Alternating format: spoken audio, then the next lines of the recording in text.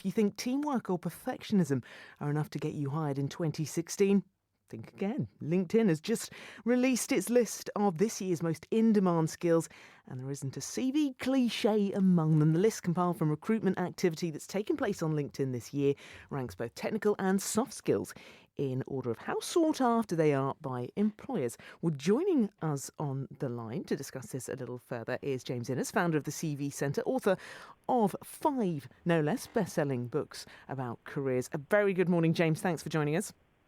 Hello, good morning, Georgie. So tell us a little bit more then. Teamwork and perfectionism are out. What's in? Well, this list it makes for quite interesting reading. It's important to bear in mind that it is compiled from recruitment activity that's taken place on LinkedIn. Yeah, what does that now, mean? Obviously, well, it means it's what they've observed going down on LinkedIn. Now, LinkedIn is obviously more techie than most lists would be. YouGov published a list last month, a similar list, and that had some more easily understandable skills on there. This list, top of the list, is statistical analysis and data mining. Second, we have middleware and integration software. Now, I don't know what that is. I'm not sure who does. It's also got programming languages like Perl, Python, Rugby. It is very, very much IT-based. But there is one non-technical one in there. We've got HR benefits and compensation. Okay, tell us more. Well, I see that the whole list of in the top 10 they've put here, all entirely technical, apart from HR benefits and compensation. Last year's list had a much more in the way of soft skills, things that people understand more readily, things like people management or leadership, whereas there's clearly been a shift here. Why do you think that is, skills, James? for example. I think we're obviously living in a world that's increasingly dependent on computers. They're increasingly vital to us. And this list, I said, I don't think it's necessarily that representative of what employers are really looking for. Certainly, there is great demand for these technical skills, but there's also still great demand for people skills. Computers, they haven't yet replaced human beings. So what are the tips then for job hunters wanting to increase their skills? How do you know where best to employ your services, I suppose, to try and increase those skills? Which ones do you pick? There's so many. Well, I think we're seeing, obviously, so much more automation these days. Computers and automated processes, robots are taking over in so many different areas. You've seen the shift in the economy, the redundancies they're causing. But as I said, they haven't replaced humans yet, and they're not about to. And our world, and that includes the business world, is still all about people. So focus on your people skills and try to develop them. Obviously, things like negotiation. Computers can't negotiate yet. Customer service skills, the customer experience, that's a bit of a buzz phrase, that's becoming increasingly important. Companies like Amazon obviously putting the customer at the heart of everything they do. And customer service, people think that just involves serving somebody perhaps in a shoe shop, for example. No, the customer can be in any line of work. Everybody has a customer. In your case, Georgie, for example, your listeners, everybody has a customer. How to deal with other people.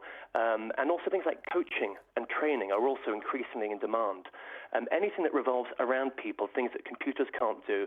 And obviously, if you're in a technological line of work, you're going to focus on those technical skills. But in all other lines of work, try to focus on those interpersonal skills or those soft skills, which remain very much in demand. Is it also a case that, yes, absolutely. I mean, I joked earlier saying teamwork and perfectionism. Actually, perfectionism, you could argue not. But things like teamwork will never be out. But is it the fact now that we need to perhaps be a bit more targeted to the profession that we're in, the job that we're going for? So the generic things like teamwork, yes, okay, we've heard those before. You perhaps need to be a bit more specific?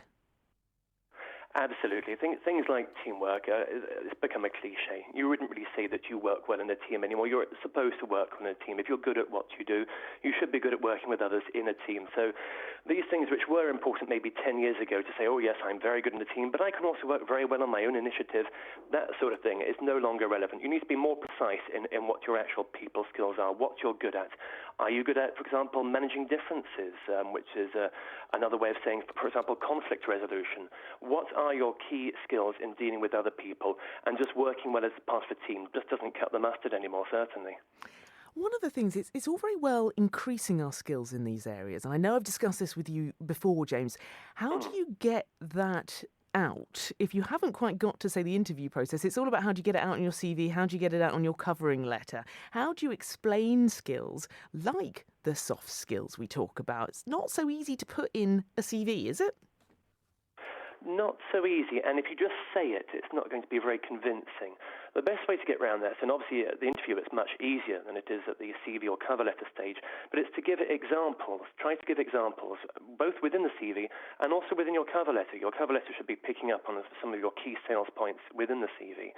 But within the CV, instead of just saying that you're good at X, Y, Z, actually give examples of how you have been good at that, examples of what you've done. Add some meat to the bones, basically, to make it more credible. Every CV these days will have a little introductory paragraph, and that's perfectly acceptable. Try to steer clear of the cliche, certainly. But instead of just saying what you do, give examples. Try to back it up to make it more credible.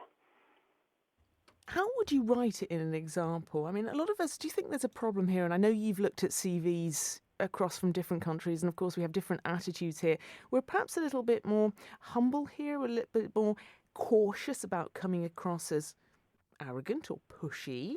How do we get beyond that, James? Certainly that's a fairly big psychological barrier, I think, for the English when it comes to writing their CVs, or even at interview, in fact. People tend to sell themselves short. There's a minority who go in the opposite extreme, of course, and they tend to sell themselves far too much. But most people have a tendency to undersell. One of the best ways to get around that is to work with somebody else on your CV, to discuss it with them and get them to give a more objective point of view. But you really need to remember how competitive the world is and how more competitive it becomes with each year that goes by. And bear that in mind. You're not being arrogant. You're not showing off. You're just telling it like it is. And if you don't sell yourself, then somebody else will sell themselves, and they will get the job instead of you. So it's very much a mindset an appropriate mindset you need to have. Your CV is your personal sales brochure. If you can try and step outside of yourself and think of yourself as the product, you're trying to sell this product that is me. And how would you do that? How would you go about doing that? Which is much easier said than done, I know. Absolutely, absolutely. When we talk about there, and you mentioned high tech skills, sort of things like that, how do you know, especially in this very fast changing world environment, let alone the jobs market, this is a changing world when it comes to sort of robotics, how on earth do we know which tech skills to pick up? I mean, people say coding is the thing. What do you do? Well, I mean, obviously it depends on your own individual line of work, what's important to you. But I think in pretty much every line of work these days, you need to have some element of digital awareness. And that's something that the YouGov survey last month picked up on. That was within their list of the top 10 skills that employers are looking for, is digital awareness. So you need to be aware of the impact of technology on your line of work. You need to be aware of that. And you need to be trying to keep ahead of the game as well. So ongoing professional development, obviously increasingly important. Some employers are quite receptive on that front and will support you in that. So obviously go to your employer and see what they have to propose. But if they're not, then you do need to be proactive about it to keep yourself current in today's job market. You need to look into taking courses yourself and in your own spare time and financing it yourself if necessary. It's very important to remain aware of the impact of technology on your line of work and, yes, try your hardest to keep ahead of the game. Do indeed. James Innes, founder of the CV Centre. Absolute pleasure, as always, speaking to you. Thank you for your advice.